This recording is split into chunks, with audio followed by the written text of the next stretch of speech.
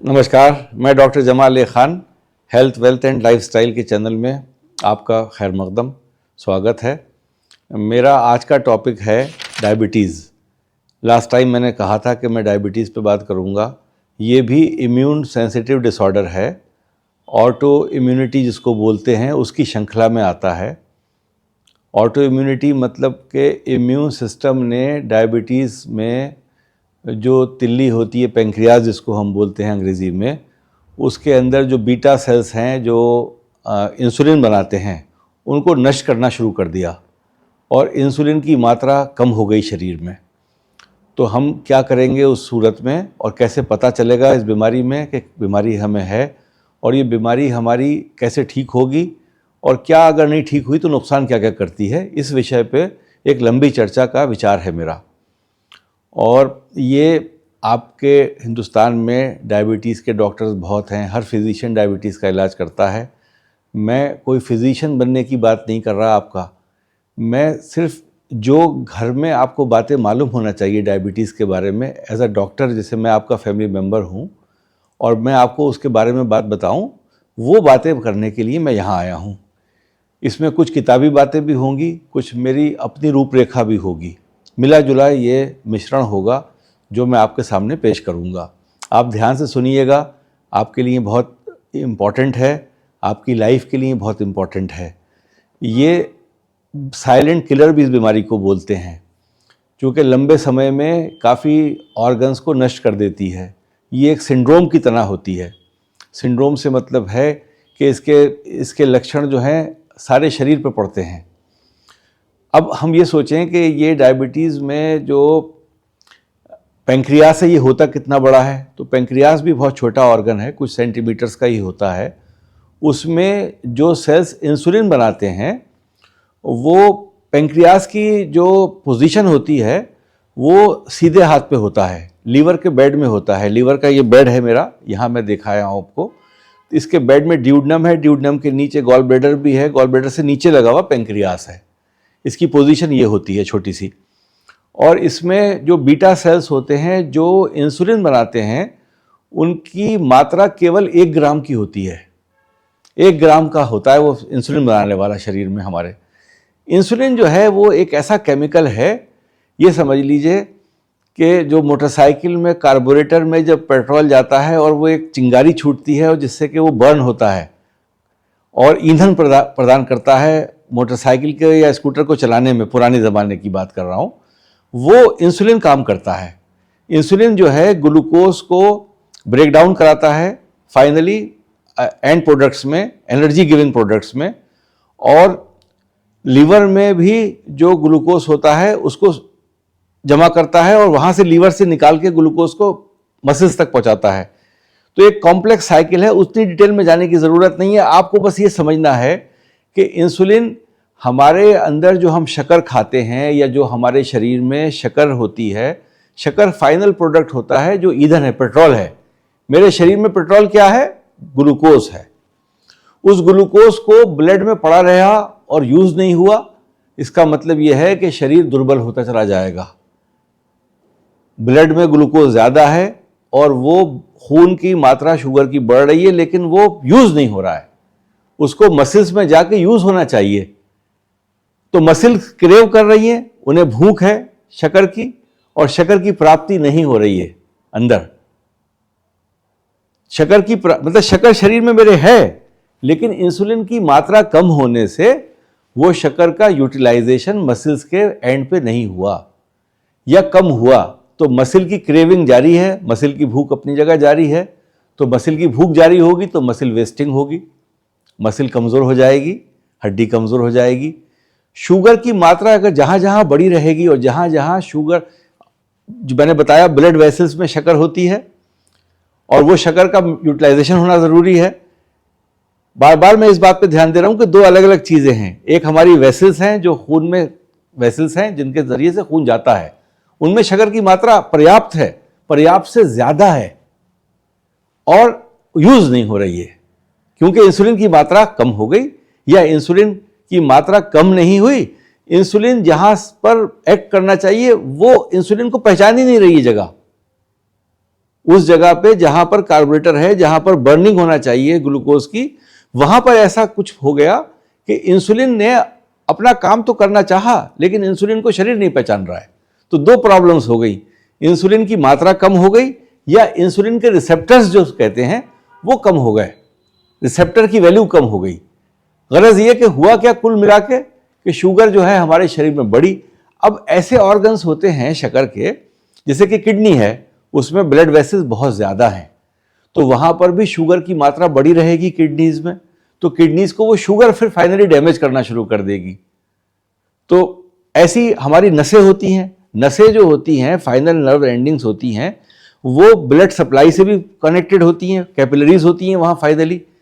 ऐसा नेटवर्क है शरीर में कि जैसे मेरा ये अपोरवा है, जैसे मेरी पल्प है, फिंगर है, इसमें मेरी ब्लड वेसल भी है, ब्लड वेसल की फाइनल एंड्स भी हैं जो कैपिलरीज हैं, ब्लड निकल रहा है वहाँ, और नर्व एंडिंग्स भी हैं जो सेंसेशन लेके जा रही हैं मेरे दिमाग तक।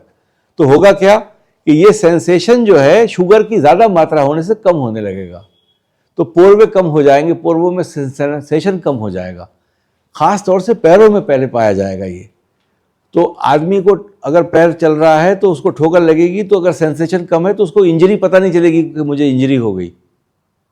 कभी कभी ऐसा होता है कि जब मालूम होता है डायबिटीज़ मुझे है, जब इंजरी हुई और हील नहीं हो रही है।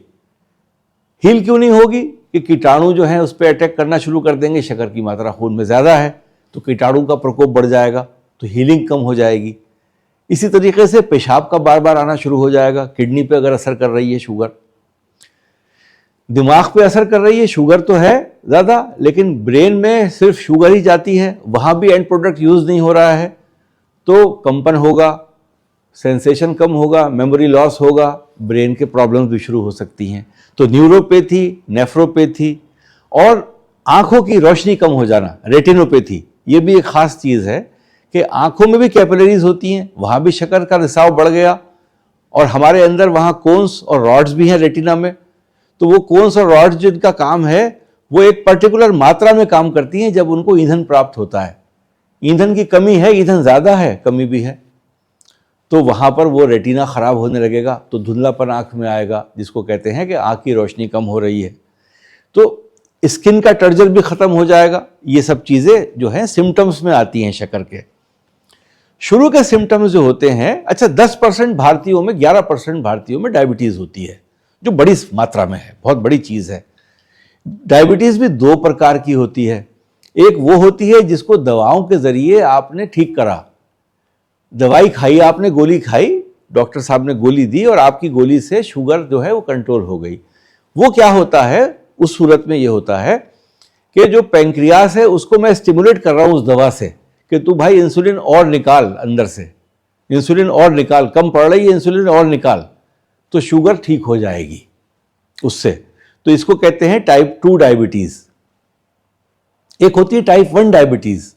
भारत में टाइप 1 डायबिटीज़ की मात्रा बहुत कम है, 10%, जितने डायबिटीज़ का ग्रुप है उसमें 10% से भी कम लोग टाइप 1 डायबिटीज़ के होते हैं, जहाँ पर हम दवा देंगे तो इंसुलिन निकलेगी नहीं, यानी इम्यून सिस्टम ने हमारे बीटा सेल्स को, जो इंसुलिन बनाने वाले सेल्स हैं, उनको नष्ट पूरी तरह कर दिया। अब वो बना ही नहीं सकते, तो दवाई का कोई अंतर नहीं पड़ेगा, कितनी भी दवा दे दीजिए शुगर बढ़ी रहेगी, शुगर कमी नहीं होगी। उस सूरत में हम इंसुलिन देते हैं। इंसुलिन इंजेक्शन की फॉर्म में आती है, बहुत सेफ होती है। आजकल जो इंसुलिन हमें मार्केट्स में मिलती है वो ह्यूमन डिप्लॉयड सेल लाइन से आती है, चिक एम्ब्रियो में पैदा करते हैं, लेकिन वो बिल्कुल इंसान की जो इंसुलिन होना चाहिए बिल्कुल वही इंसुलिन हमारे मार्केट में मिलती है। तो उसके यूनिट्स होते हैं, डॉक्टर साहब आपसे कहेंगे साहब 12 यूनिट सुबह ले लीजिए, 10 यूनिट शाम में ले लीजिए। दो प्रकार की इंसुलिन ले लीजिए, एक शॉर्ट एक्टिंग होती है, 10-4 घंटे में काम करेगी, एक इंसुलिन करेगी 10-12 घंटे तक काम करेगी, तो दोनों मिला के ले लीजिए तो 2 इंजेक्शन काम कर जाएंगे आपके। तो वो इंसुलिन जो है वो सबक्यूटेनियस दी जाती है, छोटी सी सुई होती है, आप लोग देख सकते हैं स्क्रीन पे आपको नज़र आ रही है, ये सुई छोटी सी होती है, आप पेट पे लगा सकते हैं, खुद भी लगा सकते हैं, दर्द नहीं करती है, ऐसे भी लगा सकते हैं।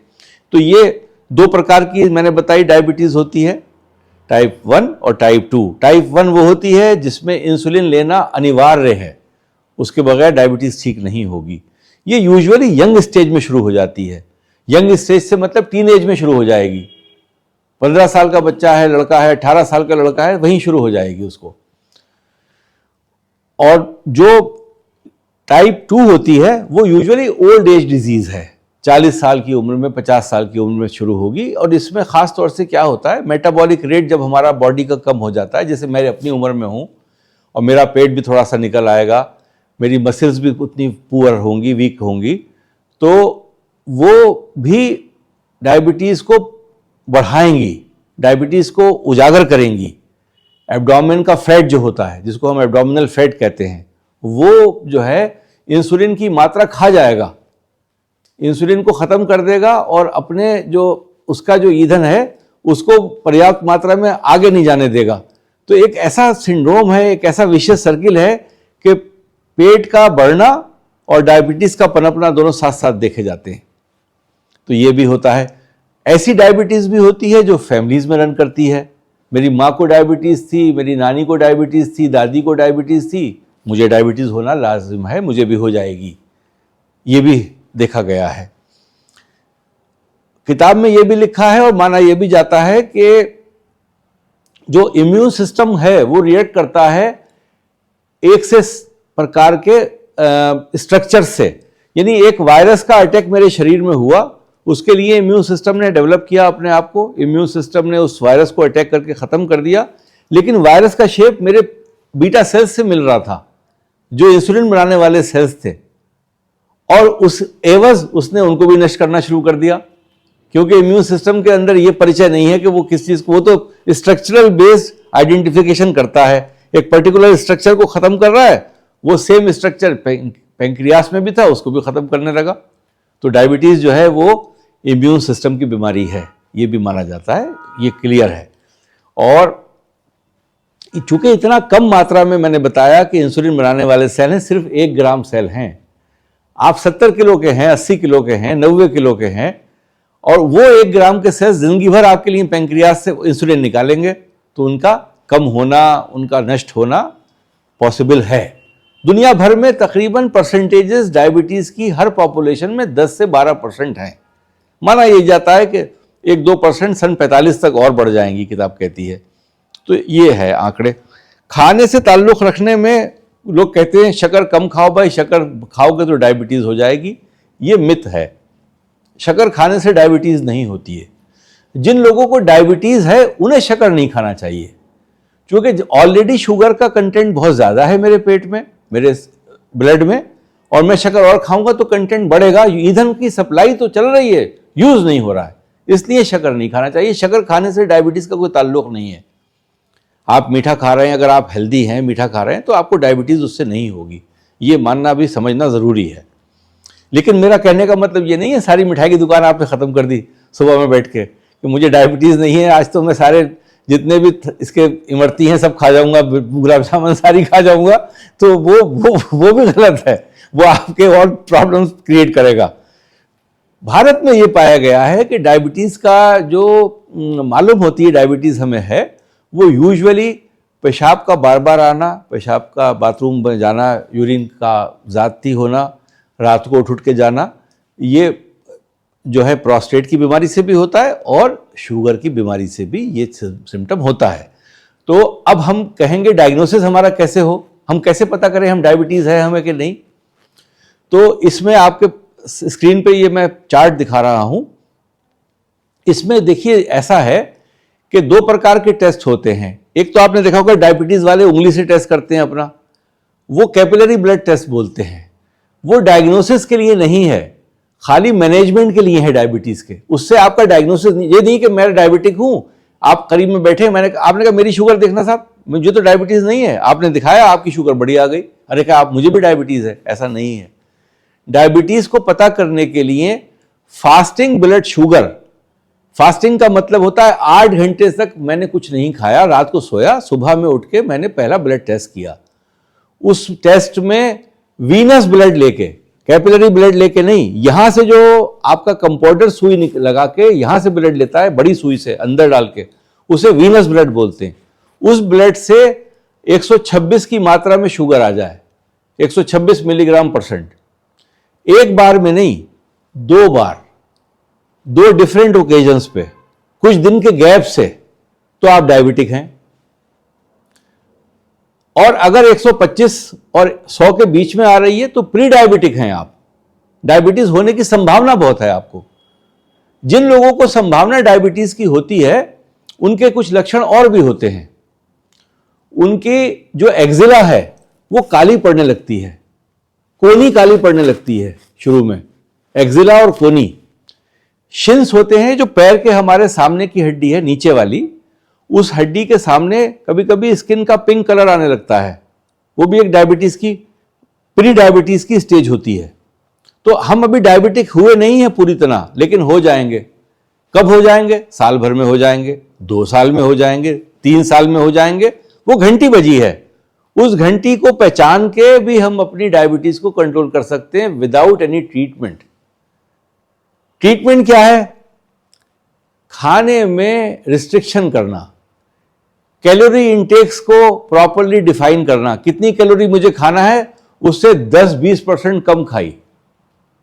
यानी मेरा बॉडी वेट है 80 किलो और मुझे खाना है, मैं एक एक्टिव लाइफ स्टाइल गुजार रहा हूं, 3000 कैलोरी चाहिए मुझे मान लीजिए, तो मैंने 10% कम खाई, 2700 कैलोरी पे आ गया, मैं 2600 कैलोरी पे आ गया। इसमें किताब लिखती है और कहती है और पाया गया है कि डिनर प्लेट्स को छोटा कर दीजिए, लंच प्लेट्स को छोटा कर दीजिए। हमारा जो भोजन होता है वो हम देखिए, भोजन को संतुष्टि हमें कब मिलती है भोजन करने से? कि हमने भर पेट खाया। भर पेट कम समझते हैं, प्लेट भर के खाया। आपने देखा होगा बुफे में यूजुअली प्लेट छोटी सर्व की जाती हैं, तो आप जब प्लेट लेंगे तो भर जाएगी, तो आपको भी लगेगा कि मैं फुलफिल कर लिया मैंने आपको। अगर बड़ी प्लेट आपकी बहुत बड़ी होगी तो उसमें ज्यादा भरने में सामान जाएगा, ऐसा आपने देखा होगा। मुझे हमेशा याद आता है वो एक 3 इडियट्स का सीन था जिसमें वो तीनों दोस्त शादी में खाना भर रहे हैं प्लेट के ऊपर, तो वो आप देखिएगा, उसमें लगता है कि हाँ कि ये डायबिटीज का खाना है, ये हो जाएगी डायबिटीज। तो छोटी प्लेट में खाना खाइए, संतुष्टि देख के खाना हो जाएगी कि मैंने पूरा खाना प्लेट भर के खाना खाया, जबकि खाना आपने कम खाया है। फिर नियमित रूप से आपको कैलोरी का कंफर्मेशन होना चाहिए। फिर आपको, वो मैंने शुरू में आपको बताया था, 40 और 20, 40 प्रोटीन, 40 कार्बोहाइड्रेट और 20 फैट। ये डायबिटीज में भी यही नुस्खा चलता है, इसके अलावा कोई दूसरा नुस्खा नहीं है। डायबिटीज के लोगों को, या जो डायबिटीज नहीं चाहते, उनको सलाद खाना बहुत अच्छा है उनके लिए। सलाद जो है, सैलेड जिसको हम बोलते हैं, हरी सब्जियां, कच्ची सब्जियां, खीरा, ककड़ी, और आप समझिए कि अगर आपने कोई ऐसा सब्जी है जिसको बॉईल करके आपने रख लिया खाली, वो खा ली, और खाना खाने से पहले खाना है इस चीज को, तो आपकी मात्रा खाने की कम हो जाएगी। आइडियल बॉडी वेट से 10% वेट कम कर देना। तो मैंने 2 प्रिंसिपल बता दिए आपको, खाना 10%, कैलोरी 10% कम कर दी, खाना कम कर दिया, और वेट कम कर दिया आइडियल वेट से। यानी मेरा आइडियल वेट होना चाहिए, मान लीजिए इस हाइट पे, इस एज पे 70 किलो, और मैं 70 किलो का हूं, तो मुझे 10 किलो कम करना है, 7 किलो और कम कर दें आप अपना वेट, तो आप डायबिटीज आपको नहीं होगी। उम्मीद है कि नहीं होगी, और होगी भी तो माइल्ड होगी। और डायबिटीज जो है पूरी तरह क्योरेबल है। ऐसे मरीज हैं जो इंसुलिन पे 30 और 40 साल जिंदगी गुजारते हैं। ऐसे मरीज हैं जो डायबिटीज में इंसुलिन लेने वाले, टाइप 1 डायबिटीज के नॉर्मल जिंदगी गुजारते हैं, 40 साल, 50 साल, कोई फर्क नहीं पड़ता, पूरी लाइफ प्रॉपर चलती है, कोई कॉम्प्लिकेशंस नहीं होती। हाँ, ये जरूर है कि अगर वो कोई ऑपरेशन कराने जा रहे हैं तो डॉक्टर को बताएंगे कि मुझे डायबिटीज है, डॉक्टर साहब भी पूछेंगे, और उनका खास ख्याल रखा जाएगा ऑपरेशन के बीच में। अच्छा, हम अगर डायबिटीज के मरीज हैं और हम बेहोश हो गए घर में, तो हमें पहले शुगर का इंजेक्शन लगाना है अपने अंदर। हमारे घर वालों को शुगर का इंजेक्शन लगाना है, शुगर के एम्प्यूल्स आते हैं, शक्कर खिला देना है। हमेशा डायबिटीज में कभी कभी दवा की ज्यादती से शुगर कम हो जाती है और हम बेहोश हो जाते हैं। ज्यादती से शुगर की बेहोश होना मुश्किल होता है। तो मैंने क्या बताया कि शुगर जो है वो जब बढ़ेगी तो हम बेहोश नहीं होंगे। बेहोशी जब होगी जब शुगर कम हो जाएगी। तो अगर हमारे पास समय नहीं है, ब्रेन को खाली शुगर पे सर्वाइव करता है हमारा ब्रेन, और ब्रेन की डैमेज हमें रोकना है तो तुरंत हम, अगर मरीज मुंह से नहीं ले पा रहा है तो शुगर का एम्प्यूल लगाते हैं। 25% शुगर का एम्प्यूल आता है, 5 ml 10 ml हमने सीधा स्ट्रेट लगा दिया ब्लड में अंदर उसके। ये जो इमरजेंसी में लोग जाते हैं वो कहते हैं साहब एकदम से बेहोश हो गए, तो डॉक्टर पूछता है क्या डायबिटीज़ तो नहीं है इनको? कहाँ साहब है, दवा खाई थी इन्होंने? कहा साहब हमें पता नहीं। तो वो पहला काम यही करेगा कि शुगर का इंजेक्शन लगाएगा, उससे बेहोशी दूर हो जाएगी। इसके विपरीत मैंने ये देखा है, मेरे अपने जानने वाले एक साहब थे और अच्छे प्रोफेसर थे जब मैं यूनिवर्सिटी में था, उन बेचारों की डेथ हो गई, उनको इंसुलिन देना शुरू कर दिया ये सोच के कि इनकी जो है शुगर बढ़ गई होगी, और इंसुलिन गलत देना शुरू कर दिया। डॉक्टर ने वहाँ पर इमरजेंसी में, पुरानी बात है वो तो पता नहीं डॉक्टर भी रहा नहीं रहा, और लेकिन ये गलती हुई कि उन्होंने इंसुलिन का पंप शुरू कर दिया लगा के उन्हें, और उनकी ज़ीरो शुगर हो गई और he died during that period. तो हमेशा हम याद रखेंगे कि हम पहले ट्रीटमेंट को जो लेंगे डायबिटीज़ में, बेहोशी में, वो शुगर होगा, वो इंसुलिन नहीं होगा। ये बताना बहुत ज़रूरी है पब्लिक को, जनरल लोगों को, सबको पता होना चाहिए। हमेशा डायबिटीज़ के मरीज़ को इसलिए टॉफ़ी जेब में रख के चलना चाहिए कि उसकी शुगर अगर कभी कम हो गई, खाना कम खा रहा है, कहीं नहीं मिला खाना, दवा खा चुका है वो और उसकी दवा असर कर रही है पूरा, और अब वो शुगर कम हो रही है तो वो लड़खड़ा रहा है, तो उसने फ़ौरन अपने मुंह में टॉफ़ी रख ली। ये बता होना ज़रूरी है। डायबिटीज़ में मॉनिटरिंग बड़ी इंपॉर्टेंट है। इसमें एक टेस्ट होता है HbA1c, सब जानते हैं कि हीमोग्लोबिन, ग्लाइकोलेटेड हीमोग्लोबिन होता है, ग्लाइसिलेटेड हीमोग्लोबिन बोलते हैं उसको, HbA1c शॉर्ट फॉर्म है उसकी। उसकी मात्रा ये बताती है कि मैंने अपना शुगर को कंट्रोल कैसे किया पिछले 2-3 महीने में। तो वो RBC के ऊपर जो शुगर होती है उसकी रेफरेंस रेंज देता है। इसके लिए जो डायबिटीज़ है जिन लोगों को, उनको अपना जो उसका लेवल है वो 6-7 के बीच में रखना चाहिए। 6-7 ठीक है, 6 से कम है तो बहुत अच्छा है। नॉर्मल लोगों को जिनको डायबिटीज़ नहीं होती है, अगर वो अपना टेस्ट कराएंगे तो 6 से कम होना चाहिए वो, ये है। अच्छा, एक चीज़ और बताऊं, एक शुगर के मरीजों के लिए कि सब जो जिनको मालूम नहीं है कि मुझे डायबिटीज़ है, उनको पता करना है डायबिटीज़ है, और वो फास्टिंग शुगर कर रहे हैं तो आ रहा है 118 है, 120, तो अब कन्फ्यूजन में है कि मुझे डायबिटीज़ है कि नहीं है। उनके लिए एक टेस्ट है जिसको कहते हैं glucose tolerance test. Glucose tolerance test ये होता है कि मैंने मरीज को बुलाया अपने लैब में, जो मरीज नहीं है जिसको पता करना है कि डायबिटीज़ है, उसका मैंने फास्टिंग ब्लड ग्लूकोज लिया, पहला टेस्ट किया उसका। जब वो नहार मुंह सुबह सुबह आया था तो मैंने फास्टिंग किया, और उसके बाद 75 ग्राम ग्लूकोन डी का आपने पैकेट देखा होगा, उसमें 100 ग्राम का आता है, 75 ग्राम ग्लूकोज उसे पिलाया पानी में मिला मिला के। मुश्किल काम है, पी लिया लेकिन। और 2 घंटे के बाद फिर टेस्ट किया, तो अगर फास्टिंग ब्लड ग्लूकोज की वैल्यू जो है वो 100 से ज़्यादा है, और जो आपने शक्कर पिलाई थी उसके 2 घंटे बाद जो टेस्ट किया उसमें शुगर की वैल्यू 200 आई उसकी, तो वो डायबिटिक है।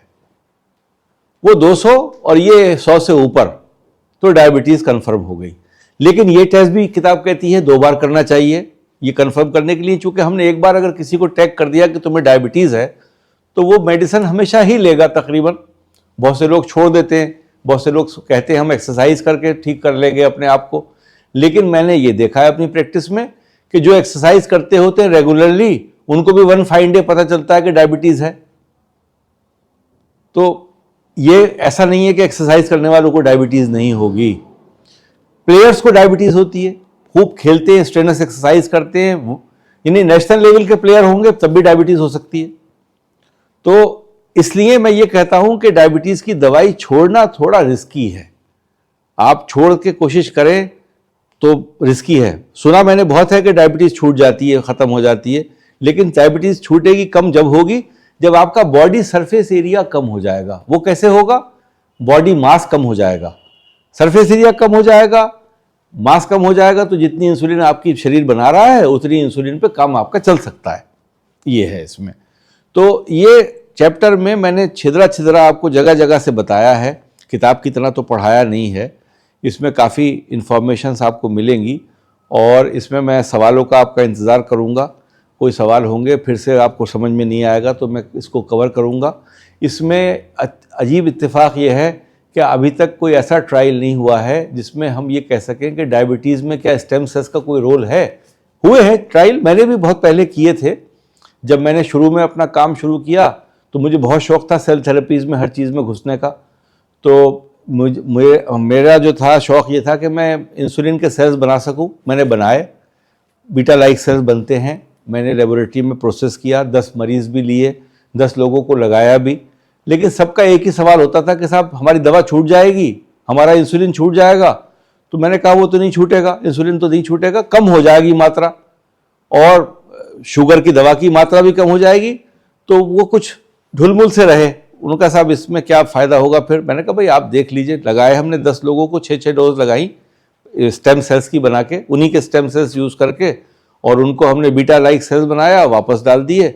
उसका एक थ्योरी ये है कि लीवर में जाके वो सेटल करते हैं और लीवर में सेटल होने के बाद बीटा लाइक सेल्स वहाँ बन जाते हैं और वो इंसुलिन को बनाना शुरू कर देते हैं। तो इंसुलिन की मात्रा बढ़ जाती है।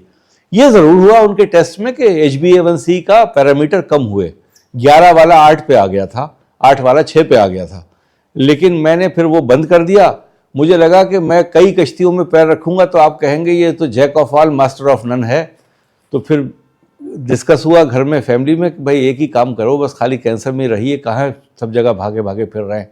तो फिर मैंने 2007 में काम शुरू किया। 2007 ही में वो बंद करके खाली इसी पे कंसंट्रेट किया। मैं तो कैंसर में काम करता हूँ, लेकिन जो आने वाले लोग हैं जो इस विधि को सीखना चाहते हैं उनको मैं ज़रूर मदद करूँगा कि वो इसको सीख के इसको आगे बढ़ाएं।